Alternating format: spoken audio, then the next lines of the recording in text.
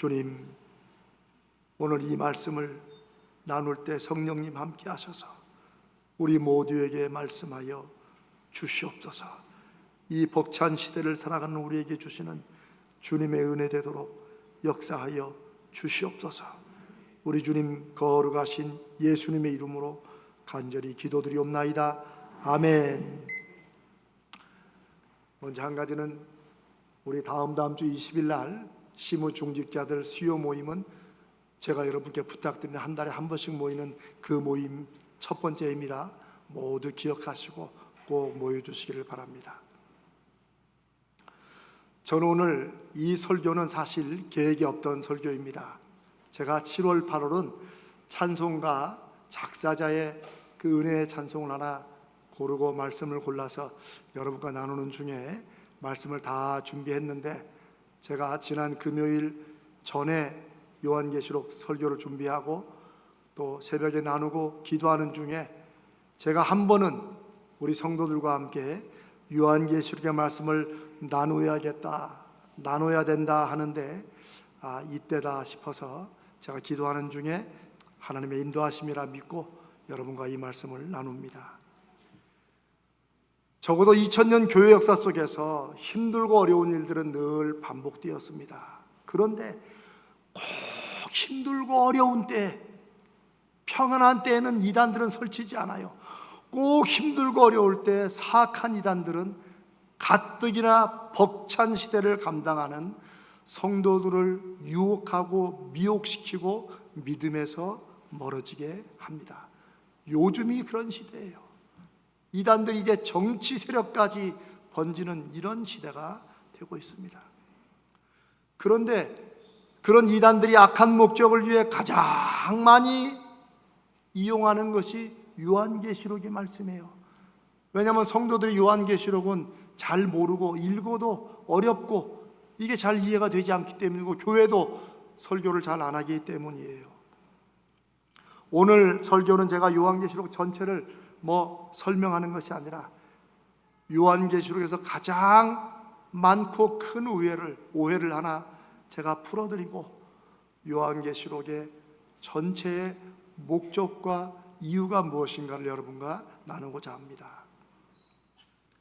한마디 결론으로 말씀드리면 요한계시록은 무슨 엄청난 미래의 비밀이 막 그 속에 숨어 있고 막 숫자 666 나오고 막, 그래서 이거는 신령한 사람들만 해석할 수 있는 비밀스러운 말씀이 아닙니다.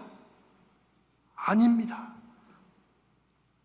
만약 누군가가 그분 믿음 좋다고 생각했네요. 어떤 분이 요한계시록을 풀어주시는데 정말 기막혀 의심하세요. 저는 이단이라고 말하고 싶지만 멀리 두세요.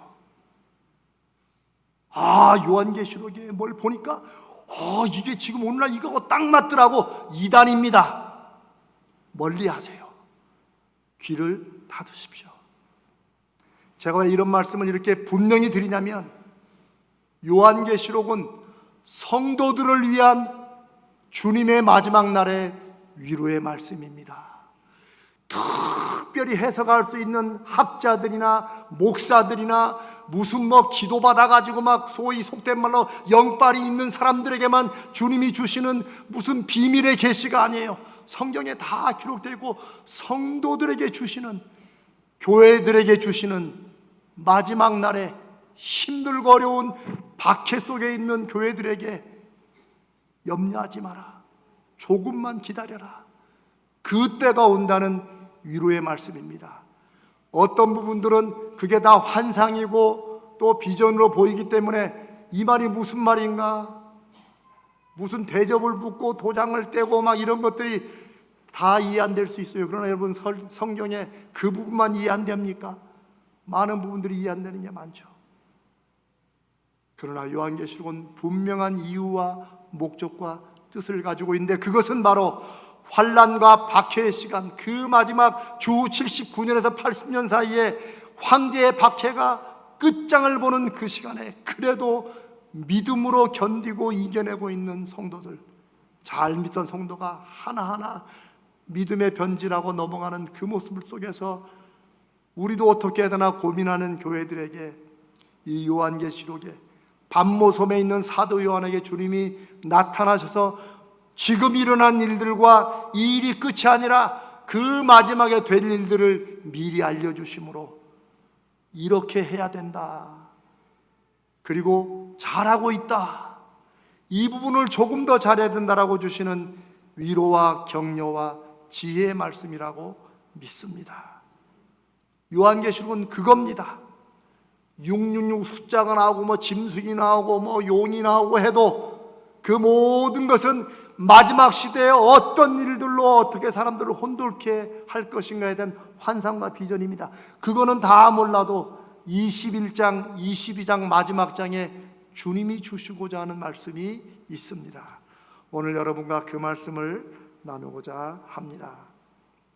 요한계시록 21장 1절에서 8절은 요한계시록의 목적과 최종 방향을 보여주시고 그리고 그 결론의 모습이 시작되는 곳입니다. 그런데 신기하고 놀라운 것은 이 부분이 구약 창세기부터 마지막 신약 요한계시록까지 성경 전체에 하나님이 무슨 일을 하시는가, 하나님이 성경을 통해 무엇을 하시려고 우리에게 말씀해 주시고 예수 그리스도가 오심과 승천하심과 다시 오심, 이 모든 일들과 우리가 살아가는 세상은 대체 어떻게 연결되어 있는가를 너무나도 간략하지만 분명하게 기록해 놓은 말씀입니다.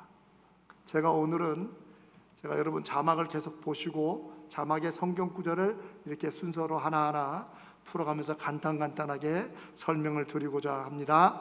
자, 자막 보여주세요. 내가 보니, 지금 8장 21장 1절에 새하늘과 땅을 내가 보니, 그런데 요한계시록 전체에는 내가 보니, 내가 들으니, 이 말씀이 가장 많습니다.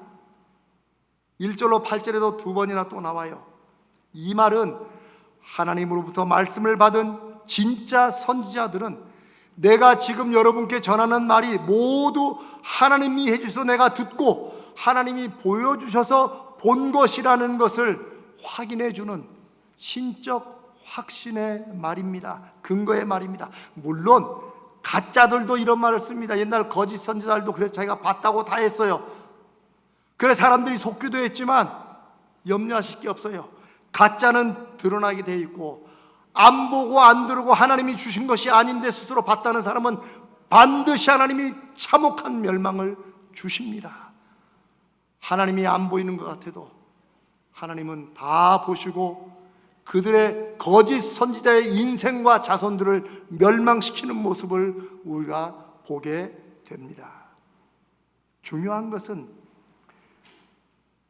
주님으로부터 마지막 날에 될 일을 계시받은 사도 요한이나 그 기록된 말씀을 읽고 또 성도들과 함께 나누고 전하는 사도들이나 오늘날 저와 같은 목회자들이나 하나님이 주신 것이다.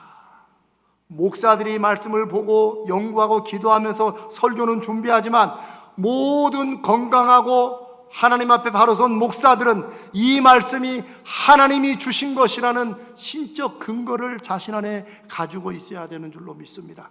저는 그거 하나는 가지고 있습니다. 그래서 이것을 계획했다가도 또 마음에 이걸 해야 되나 들으면 또 이게 주님의 뜻인지, 여러분은 그렇게 그게 주님의 뜻인지 아니 어떻게 하느냐, 그냥 제가 주님 안에 기도하면서 제 양심으로 인도하심으로 그렇게 믿고 가는 거예요. 이 신적 근거를 가지고 확인하고 그러면서 조심스럽게 말씀을 전해야 됩니다. 저는 30년을 설교하고 있지만 한 번도 그냥 대충 끝내버리자 라고 하는 그런 마음을 한 번도 가질 수가 없습니다. 왜냐하면 여러분이 때로는 잘 못 듣고 이해를 못하고 은혜가 안 되는 것 같이 보여도 저는 이 말씀을 전해야 되는 사명을 가지고 그게 제 십자가로 믿기 때문에 여러분 앞에 이 말씀을 또 나누게 됩니다. 그래도 은혜되는 때가 있지요. 마음을 여시면 한 말씀이라도 지금 여러분이 고민하고 애태우는 것에 주님이 주시는 위로와 지혜가 있으리라 믿습니다. 그런데 특별히 요한계시록을 마치 자기가 다 아는 것처럼, 자기만 아는 것처럼 이렇게 설교하면 경계하셔야 됩니다.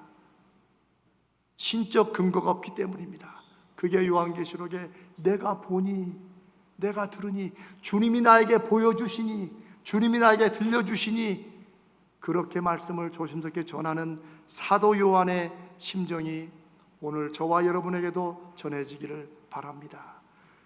그래서 모든 말씀들도 마찬가지지만 특별히 요한계시록 말씀들을 내 생각에는, 내가 경험해 보니까, 이렇게 전해서는 안 된다는 것입니다. 어떤 목사들이 이따금씩 세계에 일어나는 천지지변을, 그렇죠, 뭐 쓰나미가 일어나고 막 지진이 일어나고 어디가 이런 것을, 그걸 마치 자기가 아는 것처럼 요한계시록에 이런 게 이런 게 있는데 이게 이런 것이다라고 말하는 목사들은 회개해야 됩니다. 이단들은 회개할 것도 없이 그냥 가겠지만 예수 믿는 목사들은 그거 조심해야 됩니다. 요한계시록은 함부로 자기가 그렇게 이 시대의 목과 연결시켜서 아는 것처럼 할 수 있는 그런 말씀이 아닙니다. 베드로 사도는 베드로서 1장 20절에 먼저 알아야 될 것은 성경의 모든 예언은 사사로이 풀 것이 아니다. 이 사사로이가 뭐예요? 하루에도 수십 번씩 바뀌는 자기의 마음, 조금만 있으면 이기심에 울렁거리는 그런 마음에 의해서 요렇게 했다가 자기 뜻대로, 특별히 자기의 이익을 위해서, 경제적이나 무슨 이익을 위해서 그렇게 사사롭게 풀어서 전할 것이 아니라고 베드로 사도는 분명히 경고하고 있고 성령이 우리에게 경고하고 있습니다. 또 사도 바울도 우리가 잘 아는 고린도전서 13장, 얼마나 아름다운 말씀입니까? 사랑은 오래 참고, 사랑은 온유하며, 사랑은 투기하지 않으며. 정말 사랑이 무엇인가를 가장 아름답고 감명 있게 새겨놓은 그 말씀 끝에 12절에 우리가 지금은 거울로 보는 것 같이 희미하나, 그 사랑의 속성과 그 내용을 그렇게 아름답게 설교한, 기록한 사도 바울이, 그러나 이것도 거울로 보는, 우리 지금 거울이 아니에요. 옛날 거울이에요. 옛날 2000년 전에 청동 낚아가지고 흐릿하게 보이는 그런 거울이에요. 우리가 거울로 보는 것 같이 희미하다. 내가 여러분께 사랑을 설명하고 내가 이렇게 모든 주의 말씀을 전하지만 여전히 희미하다. 나는 부분적으로 아는 것에 불과하다. 그러나 그때는 얼굴과 얼굴을 보듯이 분명히 알 것이고 주께서 나를 아신 것 같이 내가 온전히 알리라. 이 말씀이 무슨 말씀이에요? 바울같이 지혜롭고 온갖 지혜를 터득하고 성령의 은혜와 지혜가 충만한 분도 주의 말씀과 뜻을 깨닫고 전하기에는 아직도 희미하다. 내가 부분적으로 알고 있다. 내가 살아갈 동안 이 말씀을 온전히 깨닫지 못해도 주님이 그때 오시면 우리 모두를 깨닫게 하실 것이다. 말씀은 이렇게 겸손하게 돼야 됩니다. 저도 여러분도 말씀을 믿고 의지하되, 특별히 설교하는 목사들은 그 말씀을 제가 마치 다 잡고 있는 것처럼, 그리고 성도들은 그 목사님 말씀을 잘 쪼개. 말씀은 장작이 아닙니다. 쪼개는 것은 말씀이 심령을 쪼개고 마음을 쪼개고 옛 생각을 쪼개는 것이지, 목사가 말씀을 잘 쪼개가지고 은혜가 된다라고 하는 것은 옛날 사람들이 잘못하는 것입니다. 우리 교회는 그런 분이 없을 줄로 믿습니다. 그 다음 장을 보세요. 새하늘과 새 땅을 보니, 21장 22장은 그 앞에 20장까지 뭐 용들 나오고 사탄 나오고 막 여자가 나오고 막 불유황, 보면 여러분 대체 무슨 말인가? 그렇죠? 그러나 그 모든 참혹한 전쟁과 시련은 악한 자들과 악한 땅을 향한 하나님의 심판입니다. 그렇게 하시면 됩니다. 7 도장을 떼고 첫 번째 때 뭐가 나오고 뭐가 나오든지 간에 이게 다 뭐라고요? 악한 시대와 악한 사람들을 향한 하나님의 심판이라고 생각하시면 돼요. 여러분들은 거기에 빠져 있습니다. 그러니까 666이든 777이든 888이든 그런 거 신경 쓸 거 없어요. 신천지가 12만 4천 명 가지고 하더니 숫자가 늘어나니까 이번에 24만 8천, 뭐 생각할 것도 없어요. 여기서 말하는 게 그럴 정도입니다. 모든 것이 20장까지의 심판으로 다 무너집니다. 왜? 하나님이 무너뜨리십니다. 그리고 정리된 맨 마지막에 어떤 일이 일어나는가를 말해주는 결론이 바로 21장 새하늘과 새 땅, 그리고 2절의 새 예루살렘입니다. 또 내가 보매 거룩한 성 새 예루살렘이 하나님께로부터 하늘에서 내려온다. 처음 하늘과 처음 땅이 없어졌고 바다도 없어진다. 이게 실제로 없어질지 아니면 뭔가 추상적으로 무언가를 말씀하시는 건지 잘 모릅니다. 그러나 분명한 것은 우리가 지금 알고 있고 살아온 모든 것이 뒤집어지고 끝나고 정말 끝이라는 거예요. 그러나 끝이지만 새로운 시작입니다. 사람에게는, 인류 역사에는 끝이지만 성경의 중요한 진리는 이것입니다. 사람의 끝은 하나님의 무엇이다? 시작이다. 아멘. 이 사실을 믿어야 됩니다. 사업하시는 여러분, 직장 다니시는 여러분, 공부하시는 여러분, 무엇을 하든지 여러분의 끝이 하나님의 끝이 아닌 것을 기억해야 됩니다. 여러분의 끝에 하나님의 시작을 보여주시라고, 나를 기억해 주시라고 기도하시기를 바랍니다. 그래서 이런 면에서 이 요한계시록은 하나님의 심판을 거룩한 창조적 파괴라고 부르기도 합니다. 창조적 파괴, 새로운 것을 세우기 위해서 옛것이 무너져야 지을 수 있듯이 요한계시록 20장까지 모든 것을 무너뜨리시고 21장에 새 하늘 지으시고 새 땅 지으시고 그리고 새 예루살렘을 내려주시는데 3절을 봅니다. 하나님의 장막이 사람들과 함께 있다. 새 예루살렘을 뭘로 표현했어요? 하나님의 장막이 함께 있다. 여러분, 장막 아시잖아요. 장막은 출애굽부터 나오는 굉장히 중요한 성경의 단어입니다. 왜요? 하나님의 백성들을 하나님이 만드신 노예로 있던 애굽에 살던 이스라엘 사람들을 끌어내 가지고 내 백성이다. 그런 이 광야를 통해서 내가 아브라함에 약속한 가나안 땅으로 가라. 그렇잖아요. 이게 이스라엘의 역사이기도 하지만 우리 성도들에게는 우리 삶의 역사가 됩니다. 그런데 광야는 길이 없어요. 하나님은 안 보이시는 분이에요. 먹을 것도 입을 것도 없는데 어쩌라는 것입니까? 불안해하니까 하나님께서 천막을 하나 지어주시고 사람들이 사는 똑같은 천막처럼 지어주시고 그 안에 하나님의 신표들을 몇 개 넣어놓고 내가 그 장막 속에 있다 라고 말씀하시는 거예요. 그리고 그 장막 위에 하나님이 밤에는 불기둥으로 낮에는 구름기둥으로, 이게 뭐예요? 신호등입니다. 멈춰라, 가자. 그래서 광야길을 하나님이 거하시는 장막, 하나님이 계신다는 상징이 되는 그 성막을 따라서 움직여 왔던 것입니다. 솔로몬 시대는 이 장막이 뭘로 바뀌어요? 예루살렘 성전으로 바뀝니다. 왜? 다윗의 마음에 나는 하나님 덕분에 이 호화로운 궁궐에 있는데 하나님의 궤는, 하나님의 성전은 여전히 저 천막에 있는 게 너무너무 마음이 아픈 믿음의 사람 다윗이 하나님 위해 성전을 짓고 그 아들이 성전을 완성합니다. 그래서 하나님이 함께 계시는 사인, 표징이 되는 장막이 이제 성전으로 바뀝니다. 성전이 무너집니까? 안 무너집니까? 전쟁에 져가지고 무너집니다. 바벨론에게 무너져요.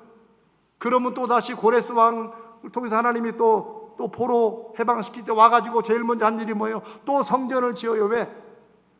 여러분, 눈에 보이는 성전이 있어야 하나님이 거기 계십니까? 맞습니까? 틀립니까? 틀립니다. 틀려요. 하나님은 눈에 보이는 성전이 없어도 계시는 줄로 믿습니다. 그러나 사람들은 봐야 돼요.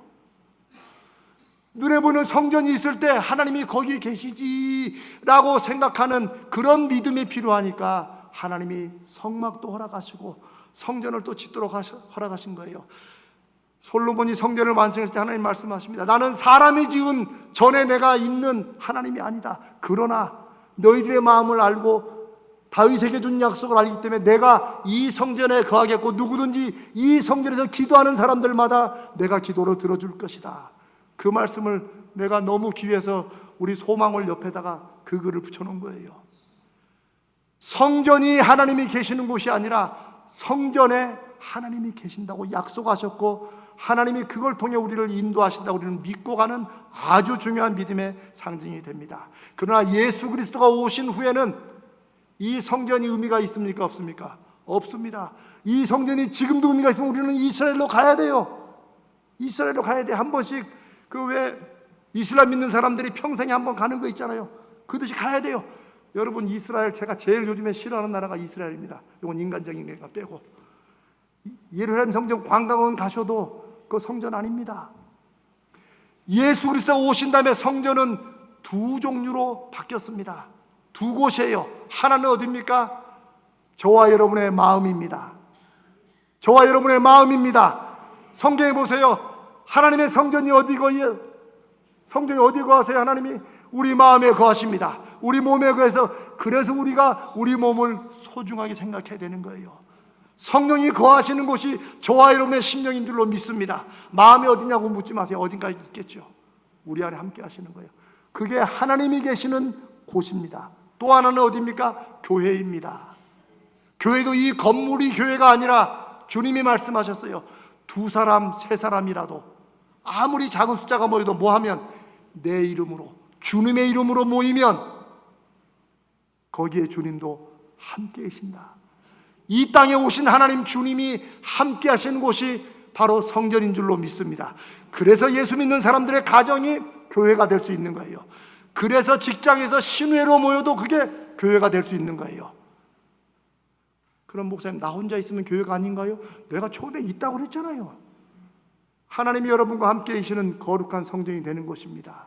아멘. 그런데 여러분, 우리 가정이라는 교회가 정말 천국을 맛보는 늘 아름다운 곳입니까? 아닙니까? 말씀 못 하시는 게, 우리 가정은 아닙니다. 찢고 싸워요. 갈등이 있어요. 교회도 마찬가지입니다. 교회도 하나님의 사람들이 모이고 하나님이 계시는 곳이니까 천국을 보여주는 아름답고 정말 신령못이 되어야 하는데 그렇지 못합니다. 우리의 죄 때문에 그래요. 여전히 우리가 우리의 삶에서 구원받지 못한 옛 습관들이 있기 때문에 그래요. 그게 자연스럽게 보이는 것이지만 당연하게 그렇게 살아야 되는 것은 아닙니다. 그래서 우리는 두렵고 떨림으로 우리의 구원을 이루어 가야 되는 줄로 믿습니다. 믿음의 부부들은 서로 기도하고 손을 잡으면서 자녀들을 위해서, 우리가 부족한 부모라도 하나님이 함께 계시는 거룩한 가정교회니 우리 아이들을 믿음으로 잘 세우기 위해서 부부싸움 할지라도 또 화해하고 갈등하고 주 안에서 다시 회개하고 쓰는 것이, 이게 가정의 교회의 모습인 줄로 믿습니다. 교회도 마찬가지입니다. 한국교회의 위대한 전통 중에 하나가 찢고 갈라지는 것입니다. 그러나 그럴 때마다 우리는 회개하면서 교회 연약함이 보일 때마다 다시 성령 안에 하나 되게 하신 것을 믿고, 이 교회 자체가 아니라 이 교회를 세우시려고 물과 피를 쏟으신 예수 그리스도를 생각하며 우리가 우리 안에 계신 그리스도를 믿고 의지함으로, 그래도 교회를 믿음으로 세워가는 것이 사명인 줄로 믿습니다. 여러분 보세요. 하나님의 장막이 사람들과 함께 있음에, 그 다음 구절을 보세요. 성전이든 가정이든 교회든 우리가 연약하고 부족해도 마지막 요한계시록 21장에 이루어주시는 새 예루살렘이 오고 하나님의 장막이 있고 함께하는 장막으로 인해서 우리에게 주시는 약속 성취가 있습니다. 그게 뭐예요? 제일 끝에, 그들은, 밑에 읽어봅시다. 시작. 그들은 하나님의 백성이 되고 하나님은 친히 그들과 함께 계셔서, 이게 어디서 많이 듣던 말이 되기를 바랍니다. 내가 너희의 하나님이 되고 너희는 내 백성이 되리라. 하나님께서 아브라함, 사람과 최초의 거룩한 약속을 맺으신 아브라함, 그래서 믿음의 조상이라고 부르는 거예요. 믿음의 시작이라는 거예요. 하나님이 아브라함과 그 후손에게 약속하기를, 내가 너와 네 후손의 하나님이 되고 너희는 내 백성이 될 것이다. 그런데 그 약속이 이스라엘 사람도 아닌 오늘날 저와 여러분에게 해당이 됩니까? 안 됩니까?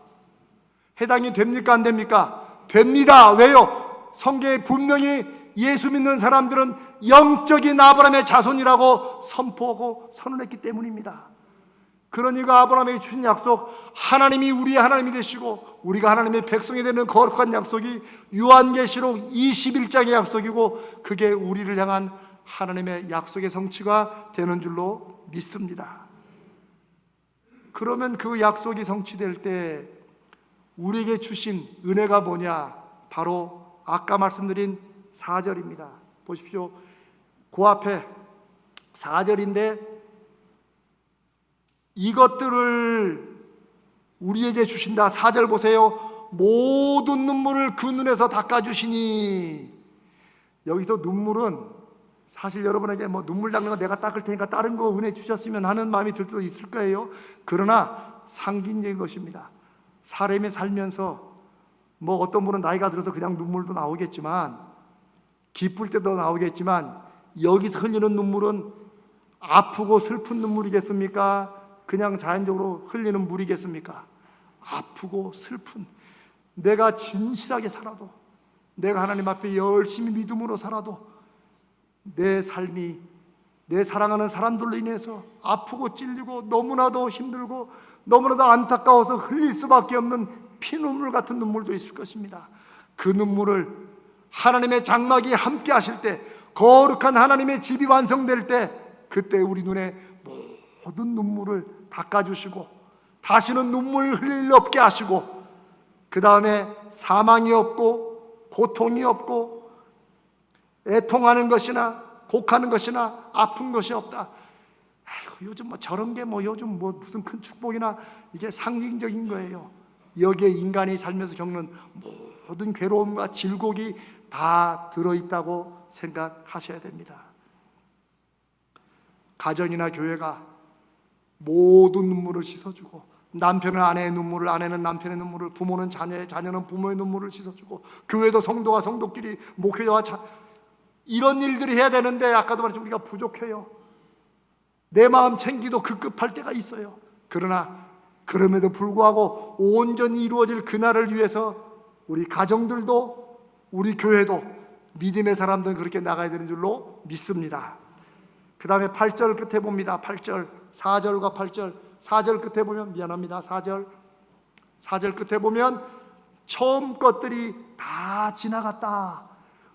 하나님의 장막이 와서 눈물도 씻기시고 이제 다시는 그런 일 없어.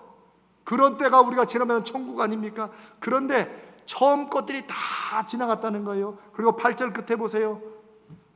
둘째 사망이다. 요게 서로 통하는 말씀이에요. 처음 것들이 지나갔다는 것은 요한계시록의 무서운 심판, 세상이 무너지는 것은 결국 이 처음 것들, 하나님이 창조하셨지만 죄로 인해서 원래 아름다운 창조의 모습과 목적을 다 잃어버리고, 사람들은 하나님이 지으신 세상에 살면서도 하나님이 없다고 부인하고 오히려 하나님이 있다고 하는 사람들을 이상하게 보는 시대가 이미 지금 됐습니다. 갈수록 더 속이기도 하고 속기도 하고, 사람들은 힘을 모아서, 우리가 오후에 힘이라는 것에 대해서 말씀을 하지만, 힘을 모으고 사람이 모이면 자기 뜻과 생각으로 법을 만들고 그 법으로 다른 사람들을 고통 주는 그런 시대가 됐어요. 굳이 트럼프를 얘기하는데 무슨 말인지 알 거예요. 자기 행복과 만족을 위해 다른 사람들의 피눈물 흘리는 것이 국력이라고 생각하는 시대가 이미 되었어요. 여기에서 하나님이 지으신 아름다운 하나님 형상의 존귀와 목적은 다 사라졌어요. 하나님이 성경에는 심판하실 때 사람들만 심판했어요. 노아 때도 사람들을 심판했어요. 그러나 요한계시록의 심판은 하나님이 처음 지으신 모든 이 세상과 땅과 바다를 다 심판하시는 거예요. 그게 20장까지예요. 처음 것들이 다 지나간 거예요. 그러니까 없어진 옛 하늘, 옛 땅, 옛 바다가 없어지고 새 하늘과 새 땅이 내려오는 것입니다. 그리고 새 하늘과 새 땅에 하나님의 백성들이 거하면서 하나님의 장막이 거기 함께 있으면서 우리와 함께 거하시는 것, 하나님의 아버지 되시는 천국이 이루어지는 것을 이렇게 표현하는 것입니다. 사랑하는 여러분, 많은 성도들이 요한계시록의 말씀들을 잘 읽지 않습니다. 왜냐하면 그 표현들이 너무 무섭고 이해도 안 되는데 너무 혼동되기 때문일 거예요. 두렵다고 해요. 그러나 그건 사실입니다.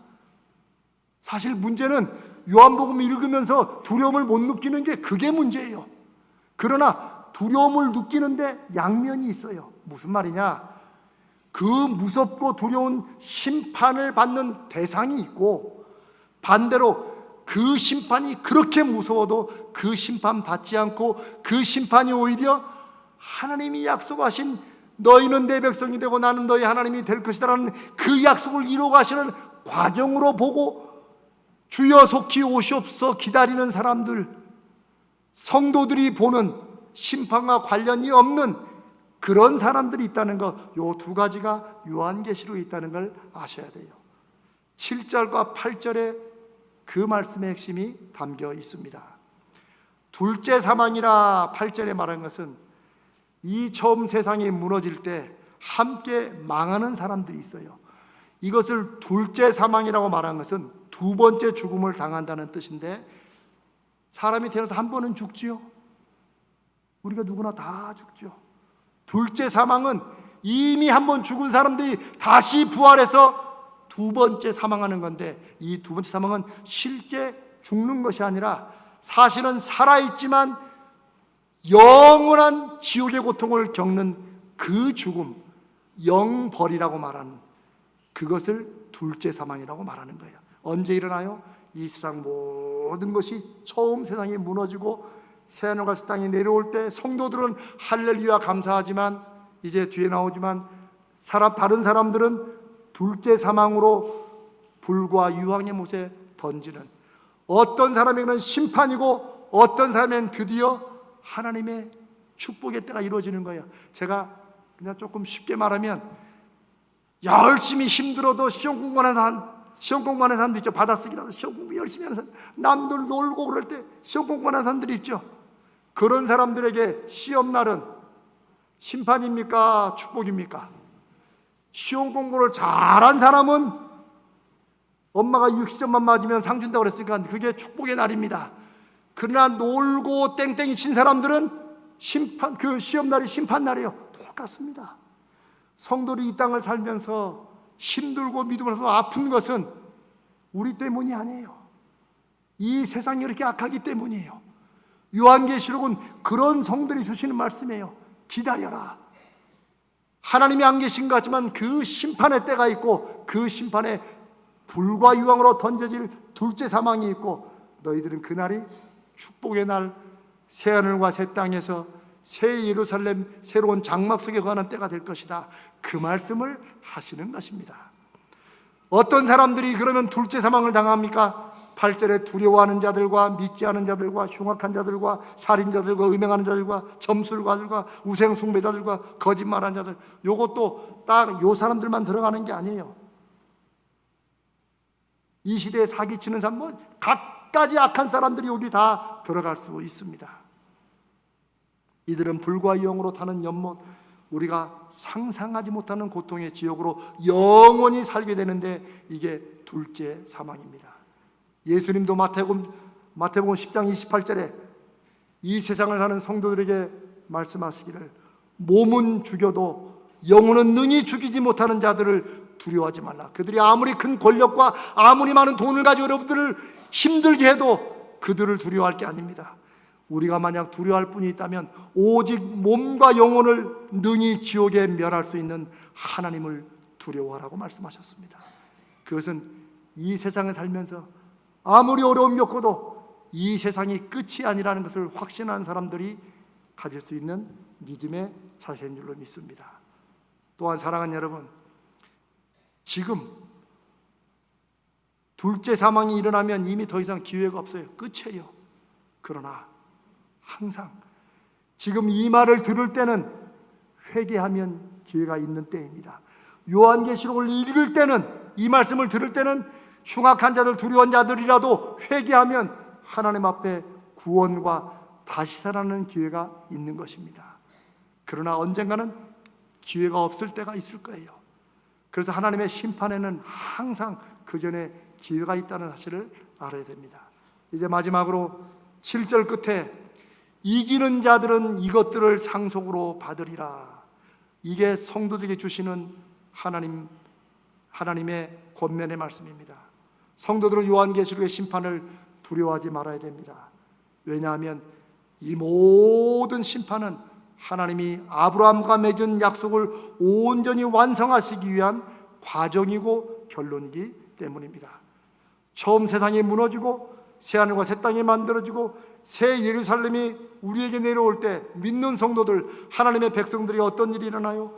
이것들을 상속으로 받으리라. 이것들을 유산으로 받아요. 이것들은 뭐예요? 4절에 모든 눈물을 눈에서 씻기시고 다시는 사망이 없고 하나님과 함께 하시니 모든 것이, 그래, 사람이 이렇게 살아야지 하는 그 느낌의 천만 천억 배의 행복과 완벽한 즐거움을 느끼는 그런 때가 하나님의 자녀들에게 주시는 상속이 되는 줄로 믿습니다. 7절 끝에 보면 다시 반복하고 있어요. 7절 끝에 보여주시겠어요? 나는 부터 읽습니다. 시작. 나는 그의 하나님이 되고 그는 내 아들이 되리라. 앞에서도 반복했는데 또 반복해요. 왜 그럴까요? 앞에는 백성이라는 말로 집단을 말했잖아요. 여기는 뭐예요? 하나님이 개인을 생각하시는 거예요. 나는 그의 하나님이 되고 그는 내 아들이 되리라. 여기서 그럼 딸은 어디 갔어요? 죄송합니다. 딸도 그거 다 포함된 거예요. 여기서 중요한 건 하나님은 전체로 백성도 생각하지만 그 전체 속에 저와 여러분 개인을 이름으로 하시고 우리 삶으로 하시고 개인을 기억하신다는 뜻입니다. 그게 하나님의 사랑입니다. 그러면 어떻게 해야 됩니까? 이기는 자는, 이 한마디입니다. 이겨야 된다라는 것입니다. 성도들이 마지막 날에 해야 될 거 하나는 이기는 것입니다. 여러분 너무 염려하지 마세요. 이기는 것은 여러분이 가가지고 남들과 싸워서 막 승리하고 높은 자리에 올라가고 뭔가 해야 되는 것이 아닙니다. 우리가 전에 영적 싸움에서 나눴듯이 이기는 것은 한마디로 버티는 것입니다. 견디는 것입니다. 굳게 믿음의 자리에 서서 인내하는 것입니다. 싸움은 예수 그리스도께서 하십니다. 우리의 싸움은 우리 마음속의 싸움입니다.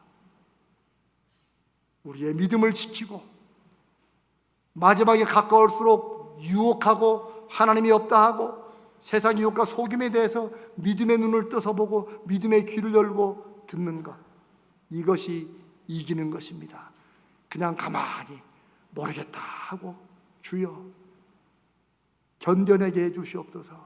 이것이 우리의 믿음의, 특별히 어렵고 힘든 시대에는 여러분이 가만히 계셔도 성령이 여러분을 붙잡고 계신 줄로 믿습니다. 사랑하는 여러분, 말씀이 좀 길어졌습니다마는 요한계시록의 마지막에 예수 그리스도는 사도 요한을 통해 이런 격려의 말씀을 우리에게 주시는 것입니다. 사랑하는 성도들이여, 견뎌라, 버텨라. 아무리 어려워도 최후의 승리는 이미 너희 것이니 포기하지 말라. 낙심하지 말라. 하나님이 없다는 말이나 생각에 속지 말라. 이 세상을 본받지 말고 이 세상이 전부인 것처럼 살지 말라. 조금만 더 인내하라. 내가 속히 이루리라. 이 말씀이 모르겠습니다. 여러분 오늘 이 시대에 여러분이 생각하는 시대와 같을지 모르지만 우리가 살아가는 모든 시대에 요한계시록은 저와 여러분에게 주시는, 특별히 우리가 경험하는 세상이 힘들고 어려울수록 하나님이 최후 승리를 약속하고 있다는 것을 확신시켜 주시는 그런 은혜의 말씀인 것을 기억하시고 힘을 내시기를 주님의 이름으로 축복합니다.